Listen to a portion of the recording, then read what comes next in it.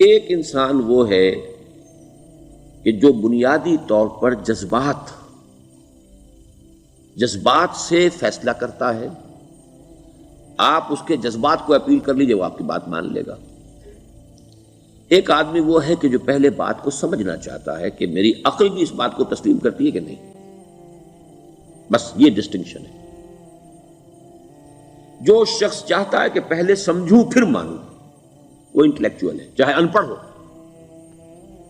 An absolutely illiterate person can be an intellectual and a PhD can be a جذباتی آدمی. P H D ہونے سے کیا ہوتا ہے؟ ایموشنل ہو سکتا ہے.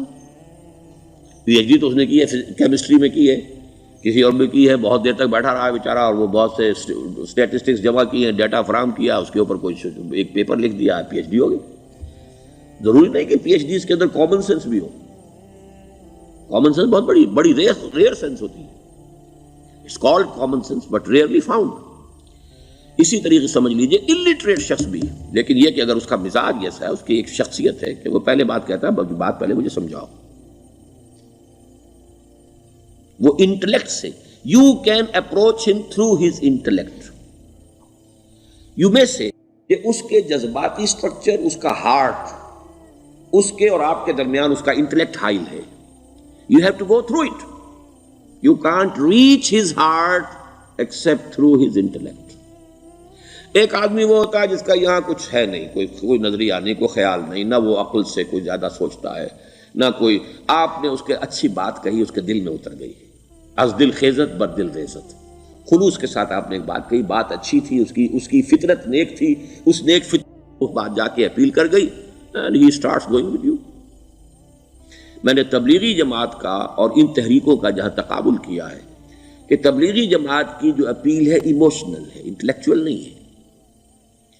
وہ ایموشنلی اپروچ کرتے ہیں، اور جو ایموشنل پیپل ہیں وہ فوراً ریسپونڈ کرتے ہیں، پھر انہیں وہاں سے وہ اچک لیتے ہیں. نکلو اب اس ماحول سے، 3 دن کے لیے آؤ، 40 دن کے لیے آؤ، 4 مہینے کے لیے آؤ، جو بھی آؤ، 3 چلے لگاؤ، تاکہ ایک نئے ماحول میں لا کر ان کی جو ہے وہ ایک خاص قسم کی وہ ذہنی اور ان کی ایک مزاج کی ساخت بنا دی جائے.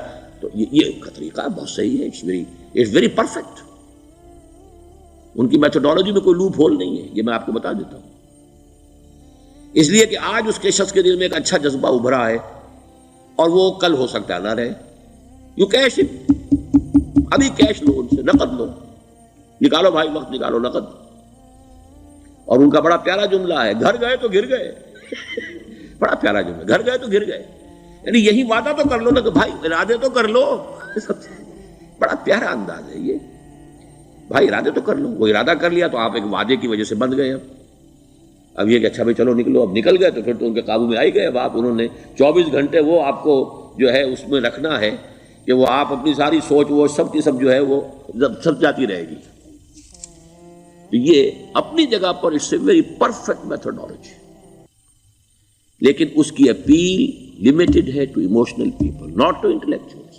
ہاں ان میں ہے پروفیسرز ہیں، یہ ہیں ڈاکٹرز ہیں، لیکن وہ ضروری نہیں کہ انٹلیکچوئل پروفیشنل ہے، ان کا ایک اپنا ایک سمجھ ہے، اس میں کام کرتے ہیں. تو یہ جو ایٹیچیوڈ ہے کہ ذہن کے راستے سے اپروچ کرنا، اسی لیے قرآن کی اپیل کیا ہے؟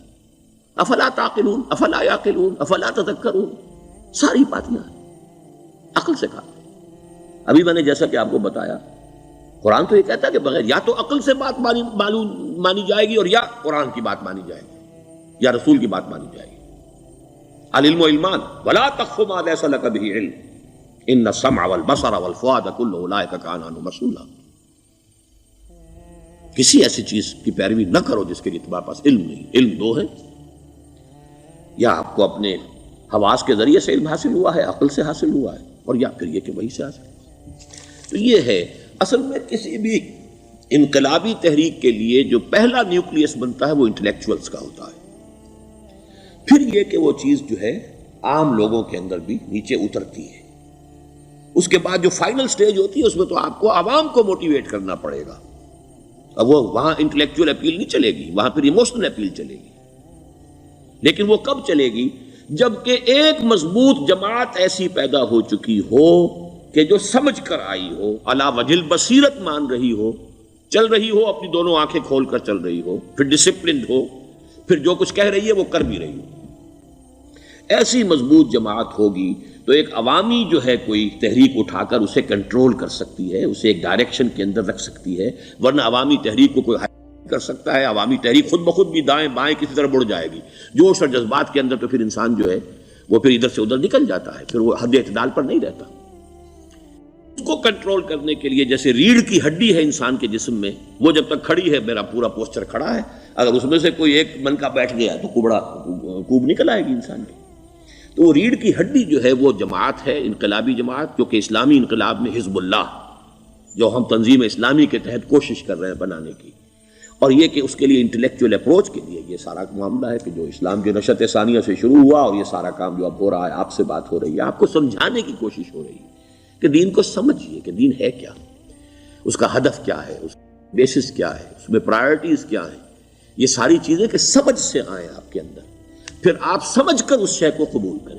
یہ ہماری پرائرٹی ہے۔ ہم آپ کو ایموشنلی موٹیویٹ کر کے حرکت میں نہیں لانا چاہتے۔ وہ سٹیج آئے گی، جب آئے گی، اگر وہ مضبوط جماعت پہلے تیار ہو جائے تو پھر وہ سٹیج آئے گی، پھر عوام کو موٹیویٹ کریں گے۔ اور اس وقت میں سمجھتا ہوں کہ اگر کوئی ایسی شکل ہمارے ذریعے سے اللہ نے پیدا کر دی تو مجھے یقین ہے کہ تبلیغی جماعت کے لوگوں کی بہت بڑی تعداد جو ہے کھنچ کر آ جائے گی، جیسے ویکیوم میں کوئی چیز کھنچ جاتی ہے۔ لیکن جبکہ انہیں معلوم ہو جائے کہ ہاں دین ہے، واقعتاً یہ کوئی اقتدار کی جنگ نہیں ہے، یہ کوئی اور مسئلہ نہیں ہے، کوئی اس میں شک و شبے سے بالا تر بات نہیں ہے، خالص دین کا مسئلہ ہے، اور اس کے اوپر کوئی تحریک شروع ہوئی تو پھر وہ نکل آئیں گے لوگ۔ حضور کے زمانے میں بھی سمجھ لیجئے، جیسا کہ میں نے کہا، الٹریٹ ہونا اور بات ہے، لیکن یہ کہ انٹلیکچوئل جو ہے وہ سٹرکچر آف پرسنالٹی ہوتا ہے، انٹلیکچوئل یا emotional.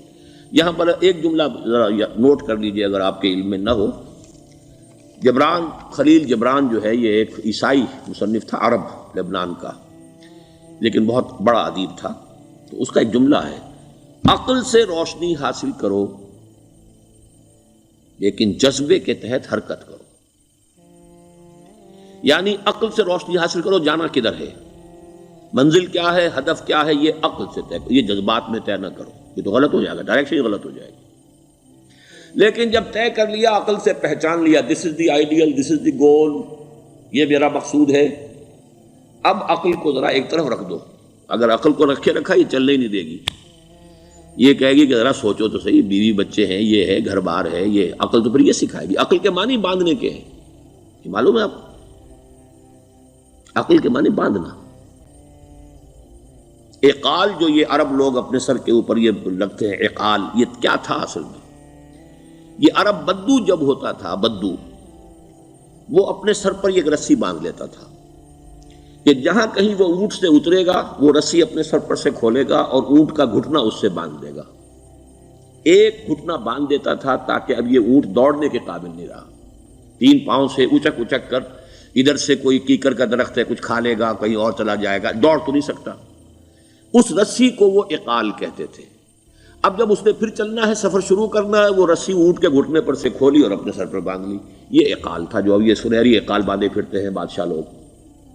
That is the basis of their اقال۔ اسی لیے حدیث آتی ہے کہ ایک بدو، ایک عرب باہر سے آئے، اونٹنی کو انہوں نے بغیر باندھے، وہ مسجد نبوی سے باہر حضور نے دیکھا کہ وہ اونٹنی کو انہوں نے باندھا نہیں، اس کا گھٹنا، اور وہ چلے آئے۔ حضور نے پوچھا کہ تم نے اونٹنی کا گھٹنا کیوں نہیں باندھا؟ انہوں نے عرض کیا کہ میں نے اللہ پر توکل کیا۔ تو حضور نے فرمایا یہ غلط ہے، اعقلھا ثم توکل، پہلے اس کو باندھ دو پھر توکل کرو۔ اسباب اور وسائل و ذرائع کا استعمال یہ تم پر لازم ہے، لیکن توکل اس پر نہ کرو، توکل اللہ پر۔ یہ ہے بیسک جو یعنی بیلنسڈ رائے ہے کہ آپ ایسے بالکل اسباب سے مستغنی ہو جائیں تب بھی غلط بات ہے۔ آپ you do what ever you can do, لیکن یہ کہ اس کے بعد یہ نہ سمجھو کہ میرے اس کرنے سے کچھ ہو جائے گا، یہ میرے وسائل اور ذرائع سے کوئی نتائج نکل آئیں گے، نتیجہ اللہ کے ہاتھ میں۔ تو اعقلھا ثم توکل، یہ اعقل، عقل کے معنی باندھنا، پہلے باندھو اس کو۔ تو اگر چلنے میں تو عقل کو ایک طرف رکھ دو، بے خطر کود پڑا آتش نمرود میں عشق، عقل ہے محو تماشائے لبے بام ابھی۔